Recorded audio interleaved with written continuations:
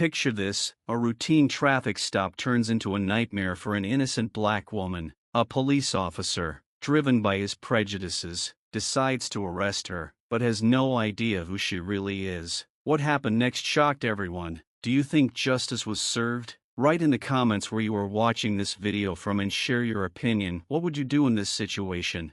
A police officer stopped a woman for what seemed like a routine traffic violation, a minor speeding violation. But, as often happens, things didn't go according to plan. The officer, barely looking at her, already decided that she was a threat. The innocent woman quickly realized that she was not just facing a routine document check, but outright discrimination. Instead of explaining the reason for the stop and issuing a fine, the police officer began to aggressively interrogate her, clearly exaggerating the seriousness of the situation. He demanded that she get out of the car, his tone growing increasingly threatening. The woman, calm and collected, followed his instructions, aware that every move she made could be taken the wrong way. She had seen stories like this on the news before, stories that ended tragically, and despite her situation, she knew that in the here and now, neither her status nor her success mattered. All the policeman saw was the color of her skin. The officer had handcuffs in his hands. The words that she was a state prosecutor didn't even register with him at first. His bias clouded the reality, but as soon as he realized her words, his face changed. Fear and shock showed on his face. It was that moment when he realized that he had arrested not just a random woman, but someone who stood guard over the law every day, someone who defended justice and fought against violations like his. This incident once again shows how deeply ingrained prejudice and racism are in the law enforcement system. Even those who are supposed to protect the rights of all citizens, regardless of their skin color, sometimes act based on personal biases. This incident is just one of many manifestations of racial injustice that continue to occur in our world. Racism is not just a personal bias, it is a system that continues to affect the lives of millions of people. It manifests itself in small things, in unnoticed glances, in unspoken words, in baseless suspicions, and in those traffic stops that can end in anything. But what is truly important is that these situations should not only provoke outrage, but also inspire action. How can we change this world if we silently observe such injustice?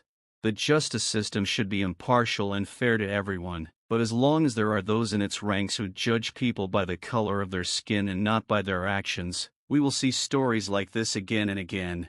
Realizing who he had arrested, the policeman began to justify himself, hastily releasing the woman from her handcuffs. But what had happened could not be undone. Confusion, mixed with panic, flashed across his face. He realized, perhaps for the first time, that his bias had just led to a serious professional error, the consequences of which could be catastrophic for his career. But even after the prosecutor was released, the tension did not go away. The situation was more than just a mistaken arrest. It exposed a long-standing problem that millions of people face. In that moment, the woman, maintaining her dignity, did not let her emotions get the better of her. She knew that racism should be fought not with shouting and insults, but with action and the law. Later, at a press conference, the prosecutor said, "This case is further proof that racism lives among us. These are not just individual cases, this is a systemic problem that innocent people suffer from every day. Even I, as a person who guards the law, am not immune from such treatment. What can we say about those who do not have such influence or resources for protection?" She realized that this wasn't just her story, but the story of thousands of people who face racial prejudice every day, whether it's in an encounter with the police, at work, or even in a store. This situation prompted her to use her position to draw attention to the problem of racial discrimination in law enforcement and beyond. The media picked up on the case, causing a huge public outcry. People started talking about it everywhere, on social media, on the streets, on news broadcasts. There were heated discussions about how to reform law enforcement agencies to prevent such cases in the future. But most importantly, the case gave many people hope that the system could change. A black woman, a prosecutor, became a symbol of the fight for equality and justice. She reminded society that everyone has the right to respect, no matter who they are or what they look like. This case was not just a mistake by one police officer. but a catalyst for change aimed at combating racism and discrimination. Viewers from all over the world continued to leave their comments under the news. Some shared personal stories of unfair treatment, others offered their ideas on how to change the justice system. People from all over the world, the US, the UK, Brazil, South Africa and many others, united in a common desire to put an end to such incidents. Despite all that had happened, the woman decided not to rush into action. Her status as a state prosecutor gave her enormous power and the ability to hold those who violated her rights accountable. But she knew that this incident was just the tip of the iceberg, and that there was a deeper problem behind it. Instead of immediately filing a complaint or inviting public condemnation, she chose a different path. She began her own investigation. After analyzing the situation, the woman decided to study the work history of this police officer and his department. It turned out that this officer had already been subject to internal investigations for abuse of power more than once, but each time he came out unscathed. Moreover, many of his colleagues had similar complaints about actions related to biased attitudes towards black people. It became clear to her that the issue was not just about one police officer, but about the entire system that covered up his actions.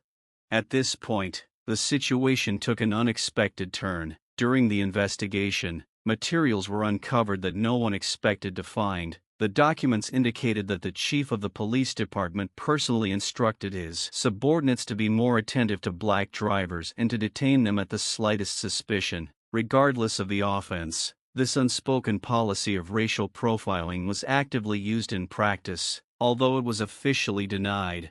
Rather than publicly condemn a specific officer, the prosecutor began gathering evidence to expose the entire system. She enlisted trusted colleagues and attorneys to help her build a case that would target not just this officer, but the entire police department. Her goal was much broader. She wanted to expose the systemic racism that permeated the department. And then another unexpected event occurred. When the police chief learned that the prosecutor had launched an investigation, he decided to go on the offensive. Using his connections in the local media, he tried to discredit her by spreading false rumors about her personal life and professional activities. He wanted to destroy her reputation before she had a chance to present her evidence. But the woman was prepared. She understood that those clinging to power would do anything to maintain their position. Instead of making excuses, she continued her work, and soon she had information in her hands that could destroy any attempts at discredit. Videotapes of meetings in which the department had openly discussed his racist orders with his subordinates. It was irrefutable evidence that the system was deeply corrupt.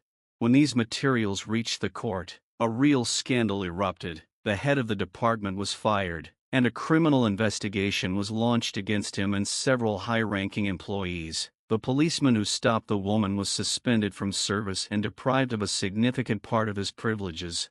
But most importantly, this case became a turning point for the reform of the entire police force in this region. A large-scale investigation was launched into other departments. Similar violations were found, and ultimately a new system of monitoring the actions of police officers was developed to ensure that such cases do not happen again. A woman who was initially a victim of injustice became a symbol of change. She not only defended her rights, but also managed to change a system that had long avoided accountability. And although she had to face difficulties, betrayal, and attempts to destroy her reputation, she ultimately prevailed. This story became a reminder that even one encounter with injustice can be the beginning of great change if you fight not for yourself, but for everyone who suffers from injustice. As the case hit the news and the court proceedings gathered pace, attention to the situation only intensified. Media, activists, and lawyers united to follow every step of the high-profile case. But it suddenly became clear that the case had international dimensions. The police department in question had received significant grants from private foundations and international organizations aimed at improving police practices, which attracted the attention of not only national but also international experts. International human rights organizations soon got involved, adding a new layer of complexity to the situation. They began investigating how funds allocated to combat discrimination and improve police practices were actually being used. And then came another unexpected twist. It turned out that some of these grants were simply being appropriated by police leadership and used for personal use. During the investigation, details emerged of luxury homes and cars that the department chief and his cronies were buying, supposedly for professional development. This money, intended to combat racism and discrimination, was spent on strengthening the power of those who supported this system. At this point, the scale of corruption and abuse became so obvious that federal authorities were forced to intervene. At the same time, the female prosecutor was receiving more and more threats. Her success in exposing the system became dangerous for many influential people. One late evening, returning home, she noticed that a car was following her. The woman, accustomed to legal battles, did not expect that the fight could take such a personal and dangerous turn. At that moment, it became clear that something more than just a legal attack was being prepared against her. She turned to her colleagues and friends, and soon it became clear that she was being followed not by random people, but by private detectives hired by those whose interests were affected by her investigation. Now the game has moved to a new level, and she had to not only defend herself in court, but also literally defend her life. She took security measures, surrounding herself with a team of professionals who ensured her protection and control over her movements. But that didn't stop her. She continued her work, doing everything she could to ensure that the truth about the scale of corruption and racism came to light. Things soon took an even bigger turn when investigative journalists began publishing shocking stories about how deep the corruption in local government was. It turned out that police chiefs, city officials, and even some judges were all connected in one big corruption ring.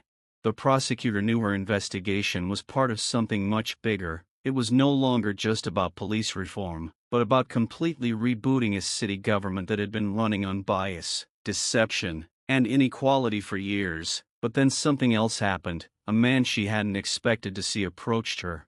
The man was a former police officer, a black officer who had once been forced to quit his job because of constant harassment and threats from his colleagues. He brought her documents and evidence that turned out to be the key to unraveling even darker secrets. It turned out that many of those who left or were fired from the police force were pressured and threatened if they tried to speak out against the system.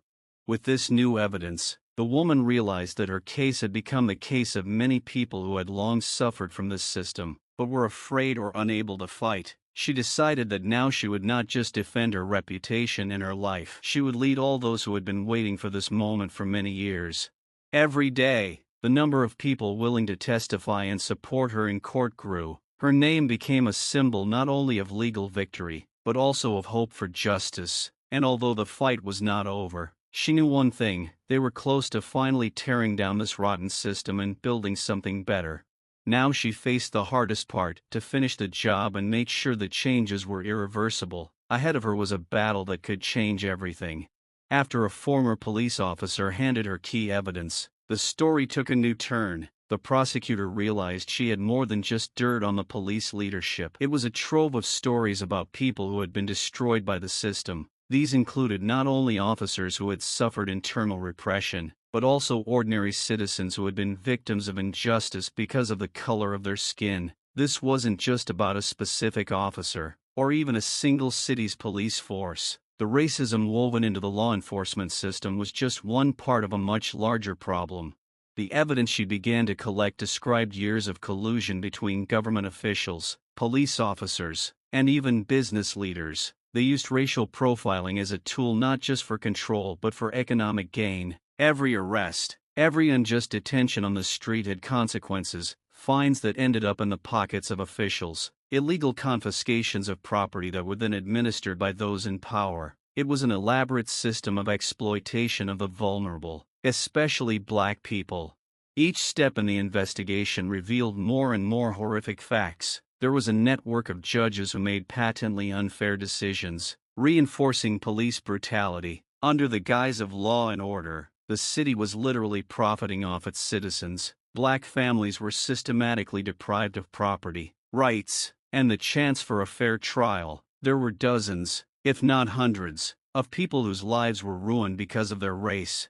One of the most shocking findings involved a housing program. Under the guise of helping vulnerable people, police and city officials were using arrests and forced evictions to cleanse neighborhoods for developers, who would then buy the land at discounted prices. Black residents who were evicted from their homes under the guise of misdemeanors lost everything, while the government got its cut of the property deals.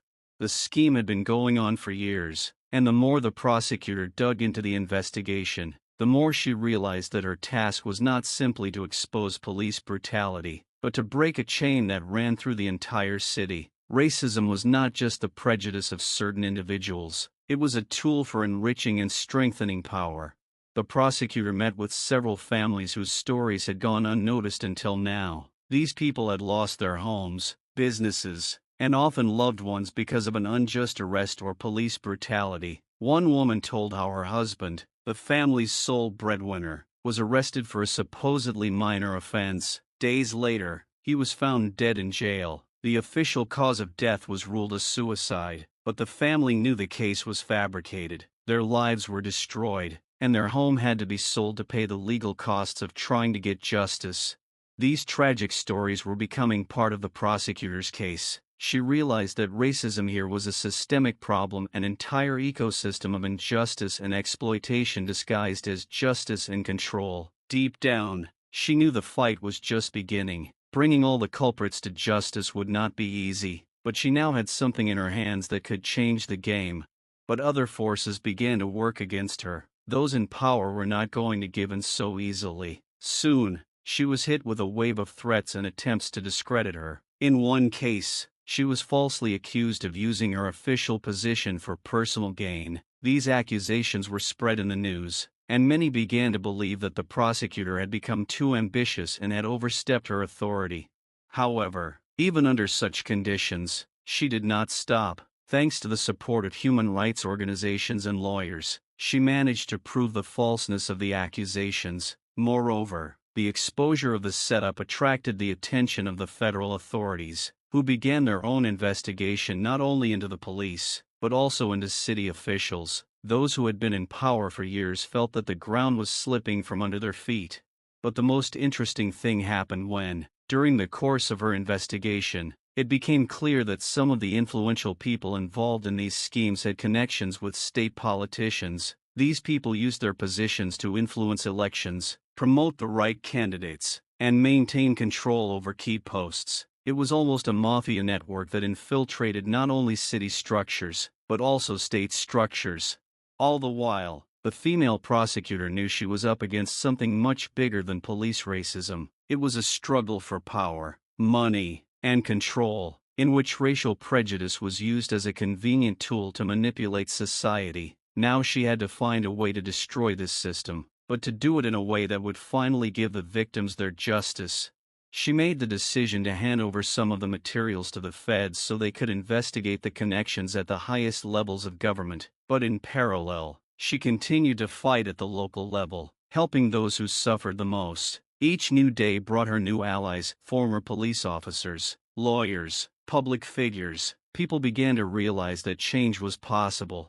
In the end of this story, the prosecutor's case went to court, and the first charges were brought against high-ranking officials and police officers. But she knew that this was only the beginning. A system built on racism and corruption can resist for a long time, but if you continue to fight and join forces with those who really want justice, it will not be able to stand. The trial began under intense public scrutiny. Everyone knew this case could be historic, one that would change law enforcement and local justice forever. Every day, people gathered outside the courthouse, both those who supported the female prosecutor and those who doubted her intentions. But most importantly, all of these people were waiting for justice. The atmosphere in the courtroom was tense. Defenders of a decades-old system were doing their best to dismiss the allegations. They portrayed the prosecutor as an opportunist, hungry for fame and political gain. Some of her witnesses suddenly refused to testify, apparently under pressure. The police chief and his lawyers defended the racism as speculation, and that each incident was isolated and unrelated to the system. They were doing everything they could to destroy her reputation. But at some point something happened that no one expected. One evening, as the hearings were in full swing, the prosecutor received a call from an unknown number. The voice on the other end of the line was calm but threatening. The man said they had information about her family. At first, she didn't pay attention to it. Such threats had been coming in since the investigation began. but then he started talking about her son. That moment changed everything. It turned out that those who tried to stop her through the courts would not stop at something more personal. They began to follow her family, hoping to force her to drop the case. She knew she was fighting not only for justice, but also for the safety of those she cared about.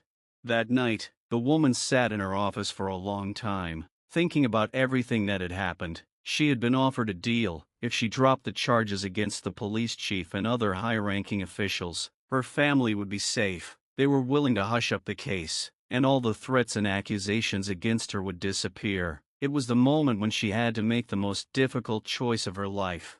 The next day, she walked into court looking calm, but inside, a storm was raging. She knew that giving up now would be a betrayal of all those who had counted on her, and would leave thousands of innocent people in a system that would continue to oppress them. But if she continued to fight, her life and the lives of her family could be at risk. When it was her turn to speak, she stood up and began to speak. The room fell silent. She knew this could be a turning point. Her voice was firm, but there was hidden pain in it. My job has always been to protect people facing the law, no matter their situation. We cannot turn a blind eye to injustice when it is obvious. But now I have a difficult choice. I am receiving threats, and they concern my family. My loved ones may suffer because I am trying to expose this system. But despite this, I will not back down. The room exploded with emotion. Some supported her. Some, on the contrary, considered her reckless. Her words sounded like a challenge to those who tried to manipulate her out of fear. She spoke openly about the threats she had received, directly stating that she was ready to sacrifice herself for justice to prevail. This confession had the effect of an exploding bomb. After her speech, federal agents stepped up their security for the woman and her family. The threat had become real, and the game was now played by different rules. The fate of not only her life, but of all those who fell victim to this system, hung in the balance. That night, as she was returning home surrounded by guards, she received a message. It was a photo of her son, apparently taken very recently. It showed him standing on a playground, unaware that he was being watched. Her heart sank. It was the last straw. She realized that she was no longer being played by corrupt officials, but by real criminals who would do anything to maintain their power. The next day, she turned to influential human rights activists and journalists for help. She realized that the only way to protect herself and her family was to go public. Soon, the media began publishing her statement that she and her family were under threat because of this case. This attracted national attention, and federal authorities began their own investigation not only into the police racism, but also into the threats to the prosecutor. Meanwhile, new evidence emerged at the trial. People who had previously been afraid to speak out began to speak out in her support. Inspired by her courage, one of the key witnesses, a former police officer, unexpectedly came forward with a confession about how he had been forced to participate in racist operations against black citizens. He confirmed that the system of racial discrimination had been part of their strategy for many years. This statement was a decisive blow to the defense of the police.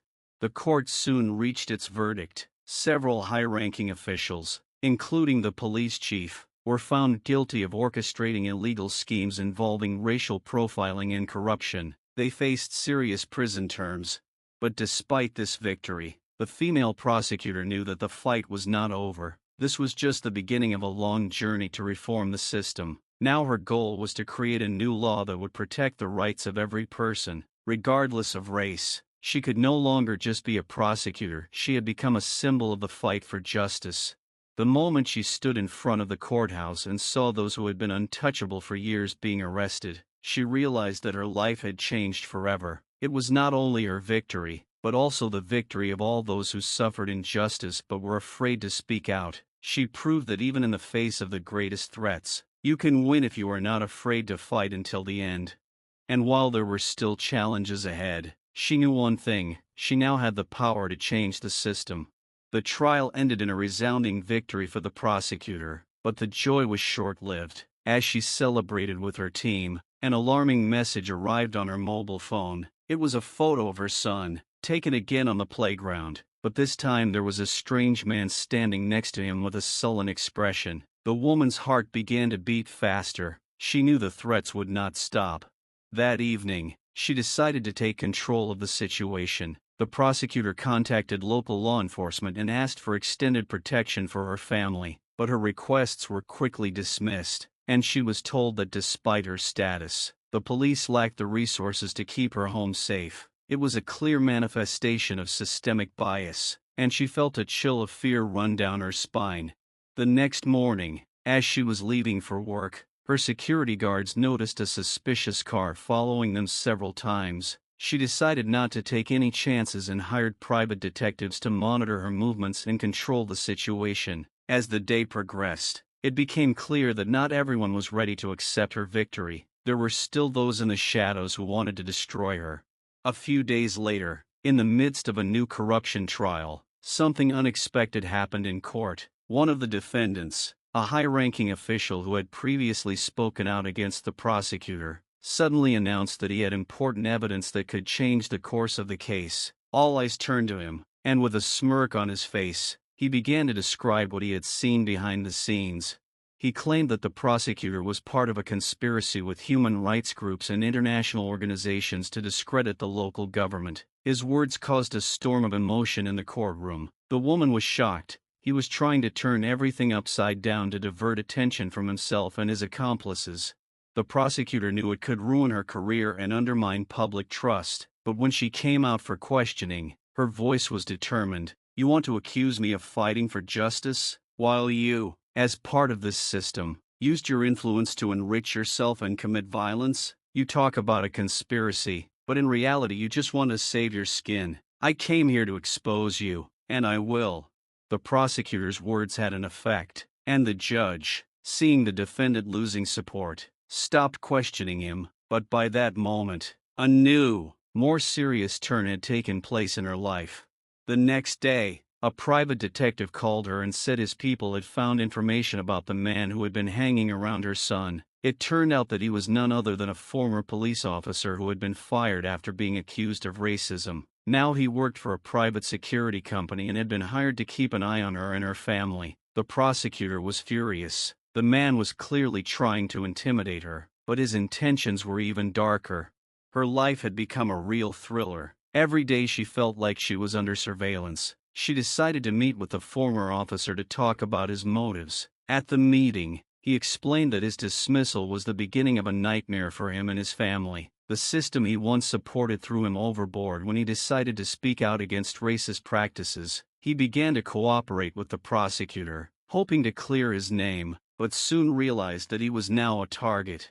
Things got heated when local news reported that the prosecutor had criminal connections. It was a complete fabrication, but the rumors spread so fast that many began to question her integrity. And these weren't just words. Strange things started happening in her office. Documents were disappearing, computers were being hacked, and anonymous threats were being sent by mail.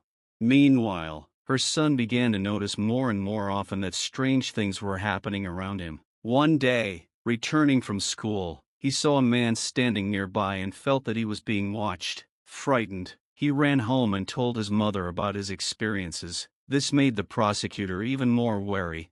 All along, the prosecutor knew that she had only one way out of the situation: to reveal the truth about those who were behind the attacks on her family. She decided to draw public attention to her case by speaking openly about what was happening and the danger that loomed over her family. In a press release, she said, "I am not afraid of those who are trying to break me. I cannot and will not remain silent. If anyone thinks that intimidation and threats will make me stop, they are deeply mistaken. I will fight for my family and for those who suffer from racism and corruption. I call on everyone who knows something about what is happening to come forward and tell their story."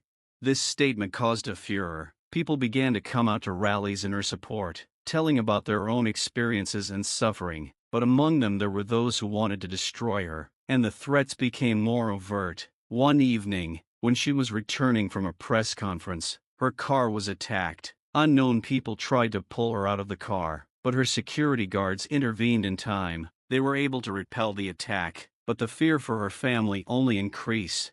The next day, when the prosecutor came to the office, she was in for an unexpected surprise. Inside her office stood her colleagues, who had decided to support her in her hour of need. They had agreed to create a joint front against corruption and racism. This team pooled their efforts and prepared a plan to counter the threats. They began collecting information on everyone involved in the intimidation of the prosecutor and her family. But another shock soon followed. The former police officer who had been helping her suddenly disappeared. The entire team was in shock. They knew his life was at risk. The prosecutor knew they were dealing with something more serious than just corruption. This was a life-and-death case.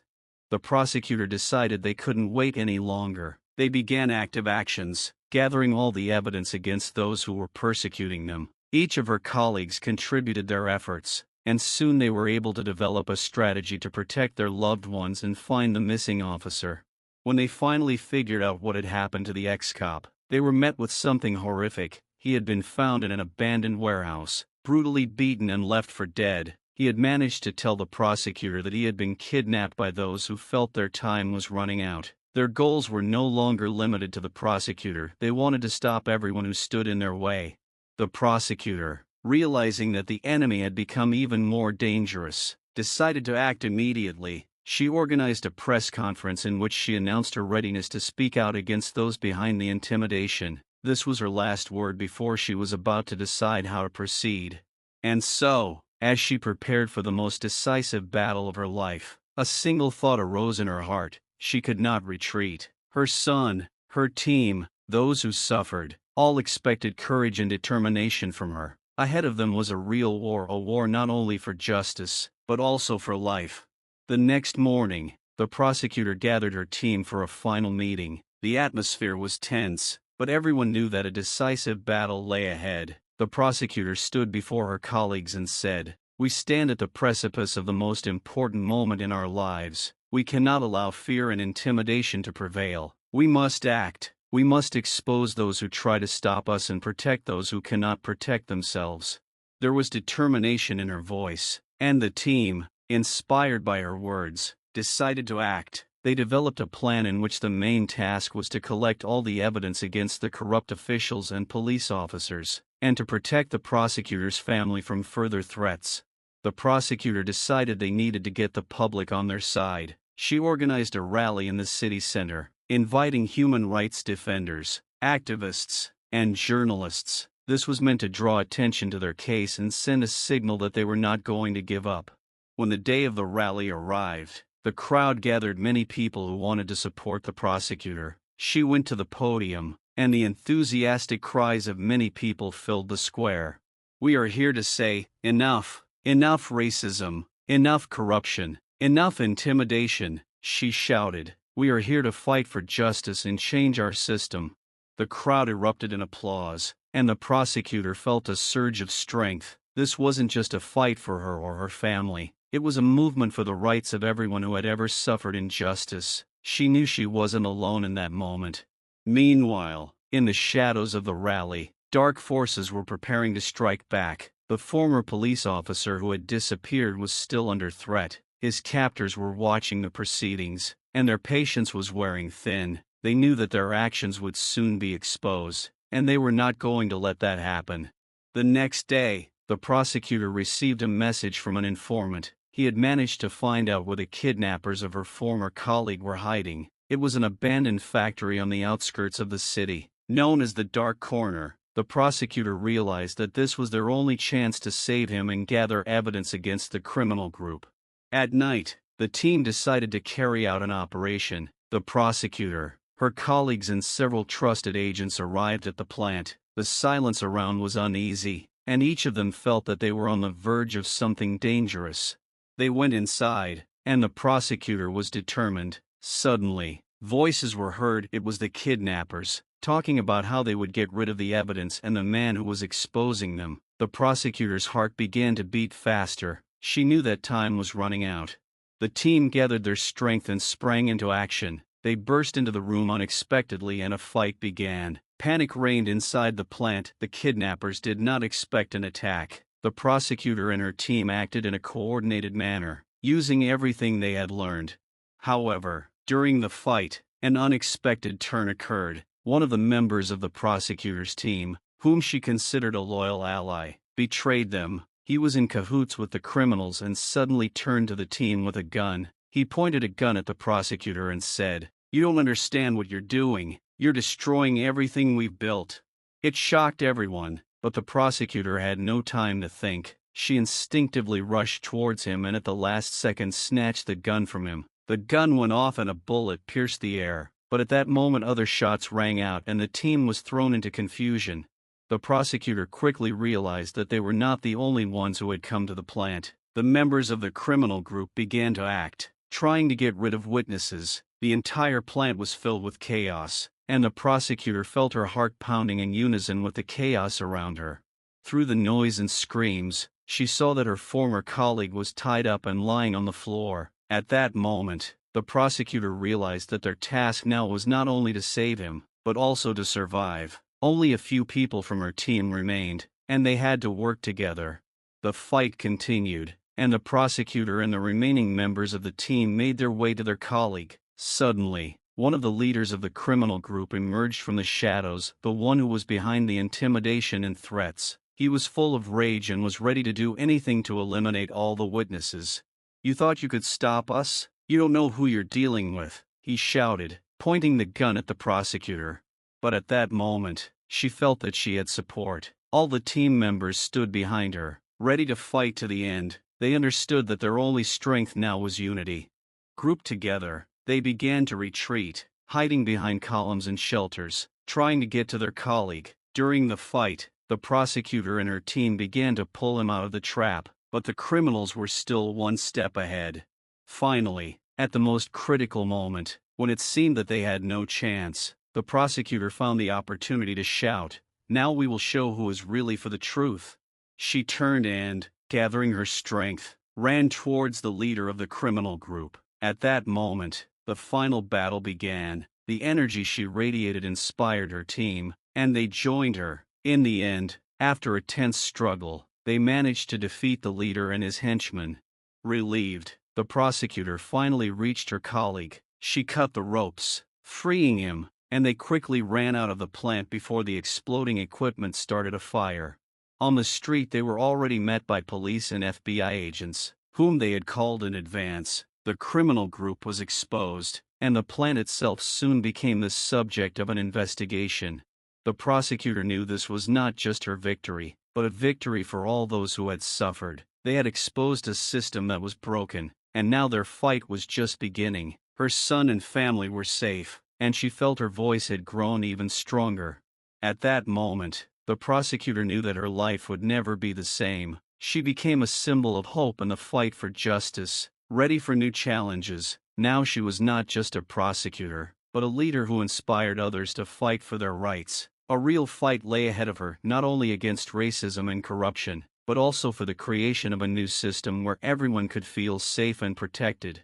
After successfully freeing her colleague and exposing the criminal group, the prosecutor realized that her fight against the system was just beginning. Despite temporary victories, she knew that the roots of racism and corruption were deeply rooted in society and the police. The task ahead was not only to eliminate specific cases, but also to change the mentality that allowed such actions to continue.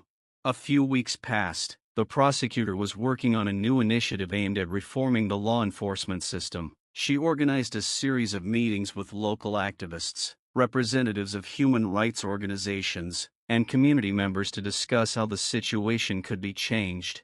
One day, during one of these meetings, a young man named Derek approached her. He was a member of a local group fighting police violence, and he shared his story. Derek told how his friend, a black teenager, had been arrested for no reason and then brutally beaten during his arrest. His friend was not a criminal, he was simply in the wrong place at the wrong time. "This happens every day," he said with sincerity in his voice. "I cannot remain silent while my brothers and sisters suffer. We have to do something, otherwise nothing will change." These words deeply touched the prosecutor. She realized that she was not alone in this fight and that young people were ready to speak out for change. Derek and his group proposed holding public hearings where residents could share their stories and expose police abuses. The prosecutor supported the idea and, together with Derek, began organizing these events. Meanwhile, attention to her case continued to grow. Local and national media covered her initiatives, and the prosecutor soon became a symbol of the fight against racism in the police force. But with that came new threats. Some of the corrupt officials she had exposed began to take steps to stop her. One evening, while returning from a meeting, the prosecutor noticed that a strange car was following her. She felt fear wash over her, but decided not to panic. Instead, she called Derek and other activists to warn them of possible threats.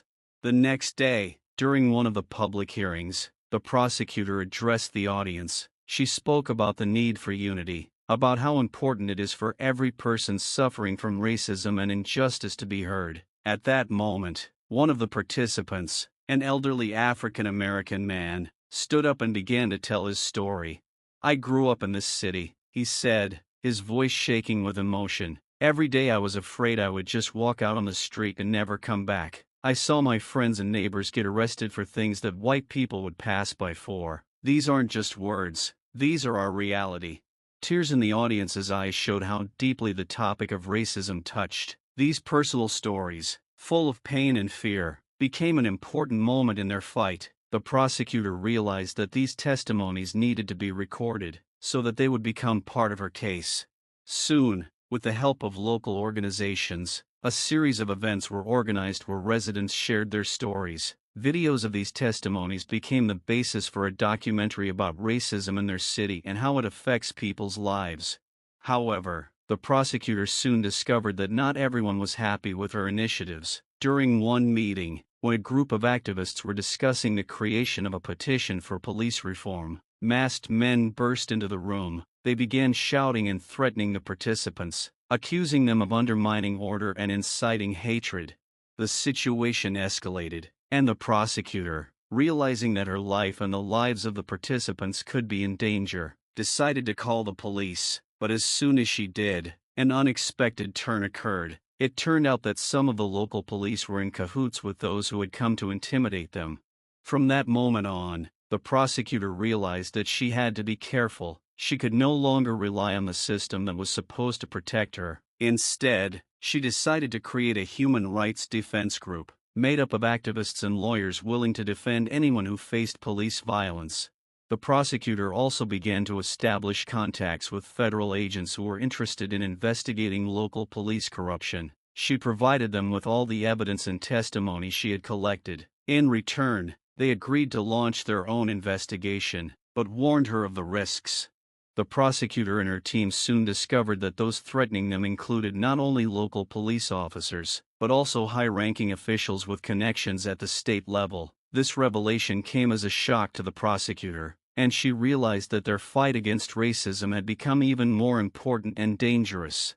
One day, while she was in the office, the prosecutor received an anonymous message warning that her life was in danger. Soon after, something terrible happened. One of her activists was found dead in his home. It was a terrible signal that their fight was not only gaining support, but also the ire of those who did not want change.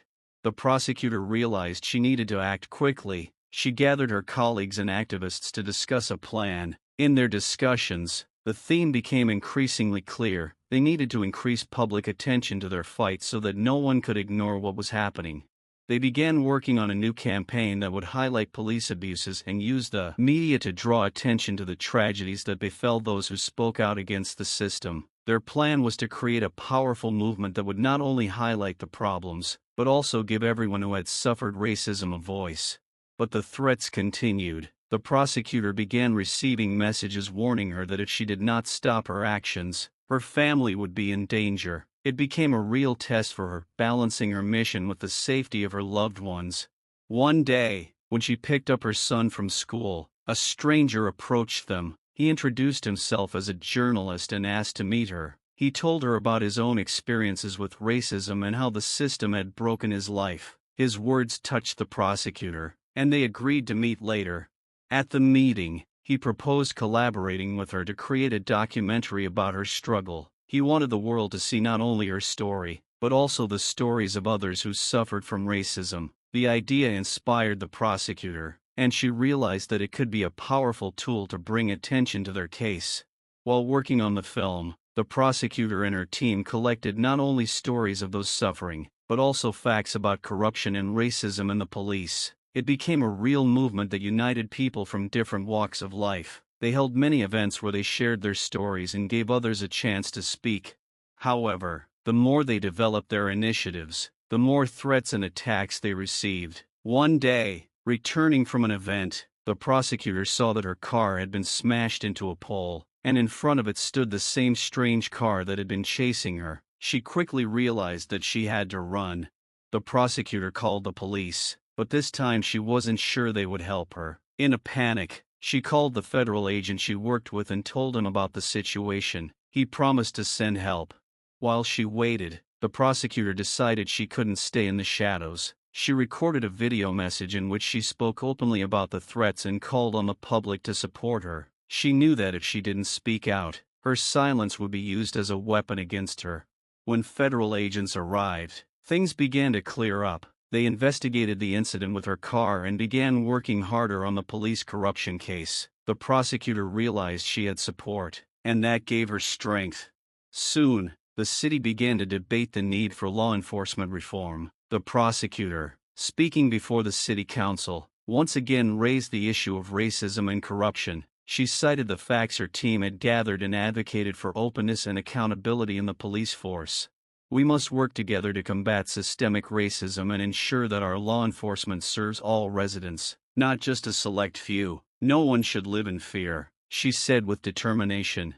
Every day, her movement became more powerful and support continued to grow. People took to the streets, raising banners with slogans about justice and equality. It became a real people's movement, and the prosecutor realized that their fight was not in vain. However, her enemies were not sitting idle. They began a concerted effort to discredit her. Articles began appearing in the media, undermining her reputation, accusing her of incompetence and using her status for personal gain. The prosecutor knew that this was part of their plan to silence her. But instead of backing down, she decided to step up her efforts. The prosecutor and her team began creating a platform to collect stories from victims of racism and police violence. The platform allowed people to share their experiences anonymously, and it became a catalyst for change.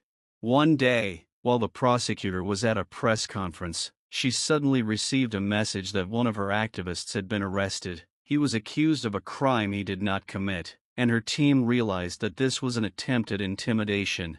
The prosecutor wasted no time in organizing a protest in support of her friend. The event attracted a large number of people, who took to the streets demanding the activist's release. It was a landmark moment in their fight, as they showed that united, they could resist injustice. The protest attracted the attention of local and national media, and the prosecutor once again found herself at the center of public debate. People began to talk about systemic problems in the police, and how the system needed deep reform. In the midst of all this, the prosecutor decided it was time to take action at a higher level. She began planning legislative initiatives that could help combat racism in law enforcement. She knew that change needed to happen not just at the local police level, but at the state level as well. When the prosecutor approached her allies in government, many of them supported her ideas. She began working on a bill that would require independent investigations into police violence and corruption. It was a difficult road, but the prosecutor knew she had to keep fighting. As her work progressed, the threats continued. One night, the prosecutor was returning home when she was once again followed by the same strange car. She knew that this was part of her new reality, living in constant danger, but she couldn't afford to give in. When she got to her house, the prosecutor saw that the doors were open. Her heart started beating faster. She quickly ran inside and, fortunately, found that her son and husband were safe, but she knew that this was another sign that her enemies would not stop. The following weeks were filled with intense work on the bill. The prosecutor and her team held numerous meetings with local activists, lawyers, and even academics to craft a compelling strategy. They knew it would be an uphill battle, but they were prepared. Finally, when it came time to vote, the prosecutor felt herself at a crossroads. Her entire life, her entire struggle, had led to this moment. She stood at the podium, addressing legislators. Today we can change the course of our history. We can end racism and corruption in our police force. Let's do it together and show that we stand for justice." The vote began, and the tension in the room was palpable as never before. Each of the legislators knew that this vote would affect the lives of many people. In the end, the bill passed, and the prosecutor felt her heart fill with hope. But when she left the building, reality was upon her again. She received word that one of her activists, who had been so passionate about reform, had been arrested and charged with non-existent crimes. It was another call to action. The prosecutor knew their fight was not over. They were gathering strength to support their friend and organizing a new protest that would be another testament to their determination. Ahead of them lay a new chapter in the fight for justice, a fight that brought people together in hope. The prosecutor knew there would be many more obstacles along the way, but now they had the strength to continue. Every voice, every testimony, every story they collected became part of a powerful mosaic movement for change. This fight became more than just a job for her. It was a mission she was willing to dedicate her entire life to. She not only fought for justice, but she inspired others to do the same. A new movement was emerging in their city, and the prosecutor was ready to stand at its forefront. With the passage of the bill, the prosecutor felt that her efforts had not been in vain. However, the joy was short-lived. She knew that changing the system was not only a question of laws, but also a question of mentality, and, unfortunately, the resistance was still strong. The next day, when the prosecutor arrived at the office, she found her personal office had been turned upside down. Documents were scattered and her computer was broken. A feeling of unease washed over her, but she could not allow herself to give in to fear. This was only confirmation that her enemies were not going to give in. At the same time, her life was going through personal difficulties. Her son became noticeably more withdrawn. He often asked her about safety and why their life had become so dangerous. The prosecutor tried to assure him that everything would be fine, but deep down she knew that the risks were increasing. She couldn't let this destroy their family. That evening, when the prosecutor returned home, she saw her husband sitting on the sofa with a worried expression on his face. He stood up and said, "We need to talk. I'm worried about you and our son. This could all end badly. You can't continue to take risks like this."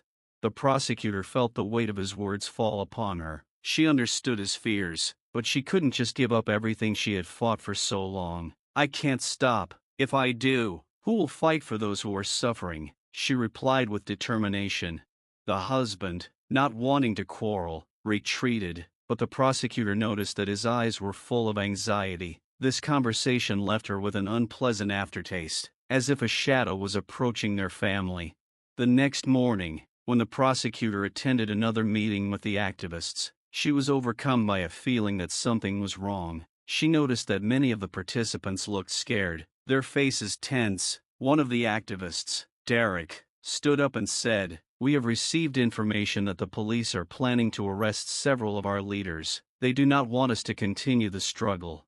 The words were like a death sentence. The prosecutor felt her insides tighten. They were a target, and now the threat was real. They had to act fast to protect their colleagues and keep moving.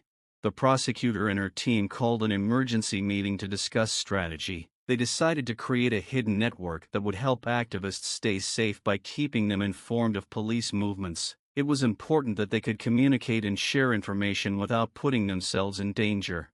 At the same time, the prosecutor received news that an old friend of hers, who worked in the police, had decided to speak out against the system. He agreed to tell what was happening from the inside, but his life was also at risk. They agreed to meet in a secure location. When the prosecutor arrived for the meeting, her friend looked haggard and worried. He told her about the corruption in his ranks and how many police officers, even those who wanted to help, were intimidated. He showed her documents that could be the key to exposing the entire system. However, during their conversation, the door swung open and masked men burst into the room. The prosecutor and her friend tried to escape, but they were captured. At that moment, the prosecutor realized that this was their last chance to be exposed. Luckily, she managed to hide the documents before they were taken out of the room. The assailants dragged them into a van, and the prosecutor felt fear tighten in her chest. She managed to overhear their conversation and found out that they were planning to get rid of them. Her heart was pounding. She knew that if they didn't escape, Their lives would be in danger. Suddenly, they heard someone pounding on the van's door. It was the police, the same agents she worked with. They began storming the car, and soon there were gunshots.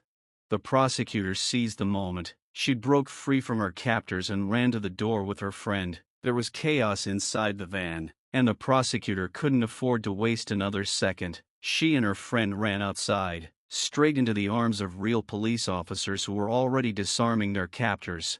The prosecutor was shocked, but the joy of being saved quickly gave way to fear. When everything calmed down, she learned that one of the activists she had worked with had been arrested. It was a heavy blow, and she knew that their fight would require renewed effort. Now that she was safe, the prosecutor and her team began to formulate a plan to free their comrade. She knew that if they wanted to save him, they would have to act covertly. They organized a new protest that would draw attention to the situation of the arrested activists. At the protest, the prosecutor spoke again. She spoke about the importance of uniting in the fight for human rights and justice. The crowd supported her, and this inspired her. But inside, a feeling of anxiety grew. Meanwhile, her personal life was becoming increasingly complicated. Her husband began to resent her absence and the risks she faced. Their conversations became increasingly tense, and the prosecutor felt a gap growing between them. She didn't want to lose her family, but she also couldn't leave her activists. One day, when she returned home after a stressful day, her husband met her with an angry expression on his face. "You are risking your life again. Don't you understand that this threatens our family?" he exclaimed. The prosecutor, feeling anger boiling inside, replied, "I can't stand by while so many people suffer. If I back down, who will fight for them?" The conversation ended, but tension remained in the air. The prosecutor felt that their relationship was becoming increasingly shaky, and this was adding to her stress. Soon news came that their arrested activist had received serious threats in prison. This was the last straw. The prosecutor knew she had to act immediately. She assembled her team and devised a plan to free him. They would organize a protest demanding his immediate release, and the prosecutor decided to turn to the media for support. The protest became a major event, and the prosecutor was once again in the spotlight. But as she spoke to the crowd, her heart sank. She saw a familiar face in the audience. It was her husband. He had come to support her, and although his face still showed concern, the prosecutor felt a surge of hope. The protest ended in a storm of protests, and the prosecutor knew their movement had grown stronger, but her inner turmoil continued to weigh on her. She could no longer ignore the problems in her family. After protesting, she decided to talk to her husband. They sat in silence, and she finally confessed her fears to him. "I'm afraid I won't be able to cope with this, but I can't just sit and do nothing." He took her hand and said, "I understand, but we have to be in this together. You can't keep risking things for others if we lose each other." These words made the prosecutor think. She realized that their fight had to be shared, that they had to work together to change the situation. She asked her husband to be part of her team, and to her surprise, he agreed. Now they were in this fight together, and the prosecutor felt empowered. Together, they began to develop plans to highlight issues of racism and corruption, using every opportunity to build a social movement. Meanwhile, the situation with the arrested activist was becoming increasingly critical. The prosecutor knew they had to act quickly to save him. They eventually found a way to leak information about his situation, which attracted media attention. As the prosecutor spoke to the crowd again, she knew this could be a defining moment. Her words were resolute. "We will not stop until we get justice. Each of us has the right to safety and equality." The crowd roared in support, and the prosecutor felt their strength grow. But at the same time, her inner fears about what might happen if they did not succeed did not leave her. She knew that the price they were paying could be high. Eventually, the prosecutor decided she couldn't stay in the shadows any longer. She arranged a meeting with senior officials to discuss problems in the police force. It was risky, but she felt the time was right. When the time came for the meeting, the prosecutor noticed that the atmosphere was tense. The officials looked at her with distrust, and she had to fight for her right to be heard. She laid out all the facts she had collected and told about the suffering of the people she represented. But her words were met with resistance. One official, known for his anti-democratic views, jumped up and said, "You just want to create chaos. Our police are doing everything they can to protect us." The prosecutor felt like screaming. Instead, she responded with cold confidence, "Our police must serve everyone. If they cannot do so fairly, they cannot remain in their positions." This meeting was a turning point, but not in the way she had hoped. The officials were full of anger, and the prosecutor learned that they were planning to discredit her efforts. She realized that her enemies were not going to give up, and they needed to prepare for a fight.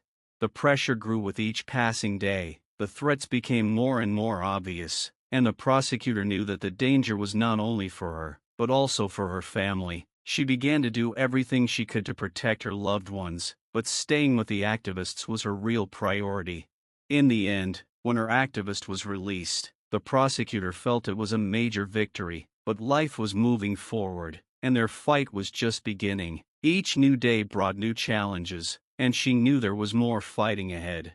But despite the fears and difficulties, the prosecutor was ready to go to the end, because her movement was not just a fight for justice, it became part of her life. She believed that together with the team and her husband, they could change the world for the better. Soon after the activists' release, the prosecutor felt their efforts were beginning to bear fruit. The protests and reform initiatives were attracting the attention of not only local media, but national media as well. She was confident that their movement had gained strength and unity. However, one day, after receiving an anonymous message, the prosecutor realized that she had been under surveillance all this time. The message contained information that some of her allies could be traitors. Her heart sank. She knew that among the people she trusted, there could be those who worked for her enemies. The prosecutor decided to conduct her own investigation. She began meeting with each of her activists, trying to identify any suspicious signs, but the more she delved into the situation, the more tormented she became. Every time someone showed weakness or doubt, the prosecutor felt that this could be the beginning of betrayal. One evening, when the prosecutor stayed in the office to work on documents, she noticed someone whispering in the hallway. As she approached, she spotted two activists, whom she thought were her trusted assistants. They were talking about some secret meetings that she did not know about. The prosecutor, hiding in the shadows, decided to listen in on their conversation. The words she heard shocked her. They were discussing a plan to destroy the movement, to sow confusion and intimidate other activists. In that moment, she realized that the two were working for a group that wanted to discredit her. The prosecutor felt the adrenaline rush through her, but she knew she had to tread carefully. Without waiting for the morning, she gathered her team and decided to arrange a meeting where she could reveal the whole truth. They organized a meeting in one of the safe places to avoid possible information leaks. The prosecutor prepared carefully, collecting evidence that could confirm her words. When she shared her suspicions, a tense silence fell over the room. Everyone was in shock, and the prosecutor noticed that some of the activists began whispering among themselves. It wasn't just anxiety, it was a sense of fear that they might be the next victims of betrayal. Suddenly one of the activists, Lisa, stood up and said, "I knew something was wrong. We can't continue in this state of mistrust. We have to figure out who among us is really on the side of truth." This statement caused a storm of emotions. Some supported her, others began to panic, and the prosecutor realized that her team was on the verge of splitting. She tried to remain calm and proposed an open discussion to identify the traitors. Soon, the prosecutor felt that even those who had always supported her were beginning to doubt. As the accusations began to be leveled at the meeting, she noticed that the atmosphere was becoming tense. At one point, one of the activists closest to her threw it in her face. "Maybe you're just paranoid? What if you're the one letting us down?" The words cut through her like a knife. The prosecutor felt her world beginning to crumble, but she knew she couldn't give up. Instead, she gathered all her resolve and said, "I understand what you're going through, but let's remember what we're fighting for. We can't let these traitors destroy what we've built." At that moment, one of the activists she trusted stood up and said, "I know who they are. I saw them with one of the police officers. They are working against us." The statement shocked everyone, and the prosecutor felt the tension in the room grow. As they began to discuss how to proceed, the prosecutor realized that she could not leave things to chance. She had to act, and she decided to conduct her own search to identify the traitors. Having gathered all the information, She arranged a meeting with the local media and shared her suspicions. Her story attracted attention, and soon they decided to conduct a joint investigation. The prosecutor realized that this could be her only chance to find the traitors.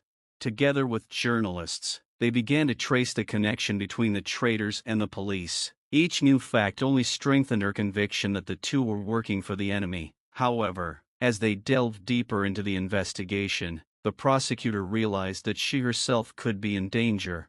That night, as she was returning home, she was again followed by the same black car. The prosecutor realized that she was being watched. With her heart pounding in her chest, she decided to change her route and went to a friend who worked for the police to discuss the situation and get help.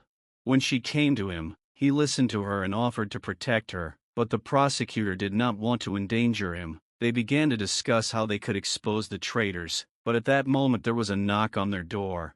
It was her husband, looking worried. "I heard about what's going on. You're in danger, and I can't ignore it," he said, looking into her eyes. The prosecutor felt anger flaring up inside her. "I can't leave all this behind. I have to fight," she replied.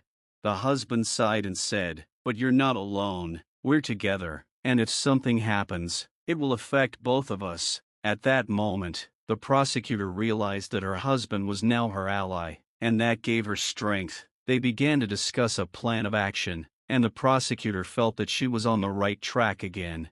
But soon word came that one of her activists had been arrested. This was the turning point. The prosecutor knew it was time to act. With her husband's help, they organized a new protest that would draw attention to what was happening.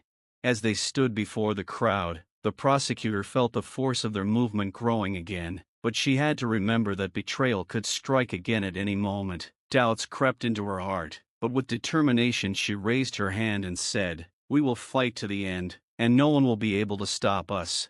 That night marked the beginning of a new chapter in their fight. The prosecutor knew there were still many obstacles ahead, but now that she had support, she felt ready to go all the way. But she also knew that danger was still out there, and they had to be on guard. The next morning, the prosecutor woke up with a sense of unease. Despite the success of the protests, which had attracted local and national media attention, the threat from traitors remained real. Every step she took seemed permeated with danger. She decided that a meeting with the remaining activists was needed to discuss new security measures and build trust. At the meeting, the prosecutor openly shared her fears and what had happened to her allies. She suggested creating a notification system so that everyone could inform others of suspicious activity.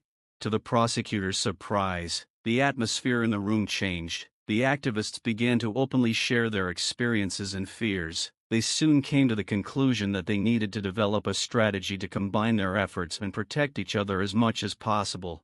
The prosecutor sensed that this could be the beginning of a new level of unity. They began planning more meetings and creating a support network where everyone could seek help or just talk about their experiences. But amid these initiatives, the prosecutor could not shake the feeling that time was running out. Her activists were increasingly under threat, and they knew that at any moment they could face unpredictable consequences. Soon a new threat came. One of the activists who had agreed to speak out against the police had disappeared. The prosecutor was horrified. She knew they had to act immediately. They decided to organize a search party and begin an investigation to find out what had happened to him. The prosecutor, along with her husband and several other activists, went to the station to ask about possible arrests. The police corridors were silent, and every step they took was muffled. When they reached the duty officer, the prosecutor decided to take a chance and demand information. "We know our friend is missing. He was with us at the last protest. We demand an explanation," she said loudly, addressing the police officer. The policeman looked at her in bewilderment, but then replied, "We don't know anything. Maybe he just went somewhere without leaving a trace." These words infuriated the prosecutor. "That's not true. We all know what happens to those who speak out against the system." The policeman shook his head, and the prosecutor realized that they would not get any sensible information. Pulling herself together, she decided that she needed to contact the media to draw attention to the activist's disappearance. As she left the station, her husband approached her and asked, "Are you sure this is a good idea? This might bring unnecessary attention to us." The prosecutor responded, We cannot remain silent. We must act, otherwise we will lose everyone who relies on us. That evening, the prosecutor held a press conference to talk about the missing activist and their fight. She called on anyone with information about his whereabouts to come forward. A crowd of journalists filled the room, and the prosecutor felt that public attention was focused on their case. A few days later, the news came. The prosecutor had received an anonymous tip that her activist had been detained and was being held in a secret location. She immediately assembled a team and began planning an operation to free him. The preparations were tense. The prosecutor knew they had to be careful. Every move could be decisive. They devised a plan that would distract the guards and allow them to quickly extract the activists. On the appointed day, the prosecutor and her team went to the place where they were told their friend was being held. Inside the building, it was silent, and they could feel the tension in the air. They proceeded with caution, knowing that any misstep could lead to tragic consequences. When they reached the door, the prosecutor took a deep breath and nodded to the team. They began to act. At that moment, footsteps were heard in the hallway. Security was approaching them. The prosecutor realized that time was running out. They had to act quickly. Hiding in the shadows, they waited until the guards had passed by and rushed into the room where the activist was being held. To their relief, he was alive, but looked tired and scared. Quickly freeing him, they began to leave when suddenly an alarm sounded. The security guards learned of the intrusion. The prosecutor, her husband and the activists began to run for the exit when they were surrounded by police. At that moment, they realized that their plan had failed and the situation had become critical. The prosecutor felt her heart pounding in her chest. She knew they had to fight. "We won't give up," she screamed, rushing forward. This surprised the police officers, who froze for a moment. Using the pause, the team ran outside and raced toward the car. However, when they reached the car, one of the activists who had stayed behind was grabbed. The prosecutor could not believe it. "We can't leave him," she screamed, and her husband took her hand. "We need to get out of here. We can't risk the whole team," he insisted. The prosecutor's heart was breaking with fear for her friend, but she knew their safety was important too. They jumped into the car and the prosecutor gave the order to drive away, but the decision left a deep mark on her soul. The next day, the news broke that the activist they were fighting for had been arrested. The prosecutor was furious and desperate. She knew she had to do something to get him back. At that time, she received a message from an anonymous source who offered her information about the activist's location. It was risky, but she couldn't refuse. The meeting was scheduled in an abandoned park. When the prosecutor arrived at the meeting, she saw a hooded man. He handed her documents that revealed that the police were planning to use her activist as a frame-up. The prosecutor realized that they had to act quickly to save him and expose the police. With their team assembled, they began to plan a new plan. The prosecutor decided to seek help from the media to draw attention to the situation and save her friend. But now that she knew betrayal could come from anywhere, she felt that time was running out. Finally, the time had come to act. They organized a protest dedicated to the activist's release, and everyone knew that this could be their last chance. At the rally, the prosecutor spoke again, addressing the crowd. "We will not stop until each of us is free." But at that moment, something unexpected happened. One of the traitors appeared among the crowd. He began to shout, accusing the prosecutor of being the one to blame for what was happening. This caused confusion, and the prosecutor realized that her enemies had decided to act. Suddenly the crowd split, and the prosecutor saw several people she had considered friends begin to retreat toward the traitor. Her heart sank with betrayal. She knew their fight had become even more dangerous. But instead of despairing, the prosecutor raised her voice and shouted, "We all know what it means to fight for the truth. We cannot allow traitors to destroy what we have created." Her words sparked a new wave of support. People began to unite again, and the prosecutor felt the strength of their movement grow. But she understood that the fight was just beginning, and that even more difficult trials lay ahead. At that moment, the prosecutor knew that despite all the betrayal and threats, she had to continue to fight for justice. Every step they took brought them closer to their goal. And even if the price was high, she was ready to go to the end for those who suffered. The prosecutor stood on the stage before the crowd, her heart pounding in her chest. There was a threat on the horizon, but she saw determination in the people's eyes. Inside her, a desire was burning not only to win, but to change the system that had oppressed them for so long. Gathering all her courage, she said, "Today we are not just protesting. We are declaring that we will no longer remain silent. Each of us has the right to freedom and equality." The crowd erupted in applause and cheers. But the prosecutor knew this was just the beginning. The moment her activist was arrested, they decided to act. She addressed the media and the public, calling for justice. Every word she said resonated with the people, and soon information about betrayal and corruption in the police was on the pages of newspapers and news broadcasts. While the media covered their case, the prosecutor and her team began working on a plan. They organized a rally of thousands that would attract the attention of not only the local population, but also national leaders. It was risky, but she felt they were on the right track. Finally, on the day of the rally, the prosecutor stood on stage, surrounded by activists and supporters. She felt the tension rising. But she knew that at this moment, with everyone looking at her, she could not show weakness. As soon as the rally began, shouts were heard in the square. The prosecutor, despite her fear, confidently addressed the crowd. "Today we show that the power of unity is invincible. We are fighting not only for our friend, but for everyone who has suffered from injustice." But at that moment a traitor appeared among the crowd. He began to shout, trying to cause confusion. His attempts were in vain. The crowd united, and the prosecutor saw how its activists stood next to each other, supporting each other.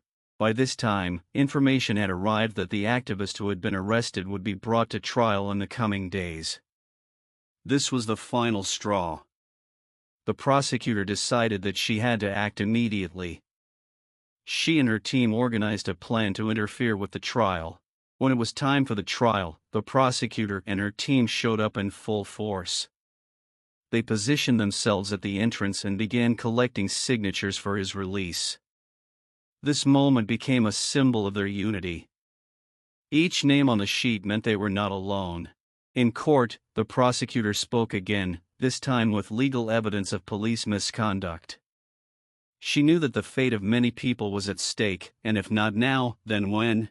Suddenly, in the midst of her speech, the prosecutor turned to the judges. "You are not just representatives of the law. You are symbols of justice. You must see that this trial is just a game for those who are not afraid to abuse power." The prosecutor's words had an effect. Silence fell in the courtroom. The judges looked at each other, and the prosecutor saw one of them start writing. That was the moment when everything changed. When the verdict was delivered, the prosecutor held her breath. The judge announced that the case against the activist was being dropped. The crowd erupted in cheers, and the prosecutor felt a wave of emotion wash over her. But even as they celebrated their victory, the prosecutor knew there was still work to do. She looked at her activists and realized that this wasn't just a fight for one person, it was a fight for an entire movement, for a society that deserved justice. The next day, she announced a coalition that would work on police and justice reform. She knew the fight was just beginning, but with each step they grew stronger. The prosecutor's story became an inspiration to many, and her name became a symbol of hope. She realized that each trial only strengthened her resolve. And although betrayal left scars, she knew that together with her team, they could change the world for the better. So the prosecutor and her team continued to fight, not just for their own, but for all those who had ever faced injustice. They knew their story was not over, and that new challenges lay ahead. But in their hearts there was a fire that would not go out. It was a fight for truth and justice. Thank you for watching our video. We'd love to hear your thoughts on our story. Have you ever experienced racism in your life?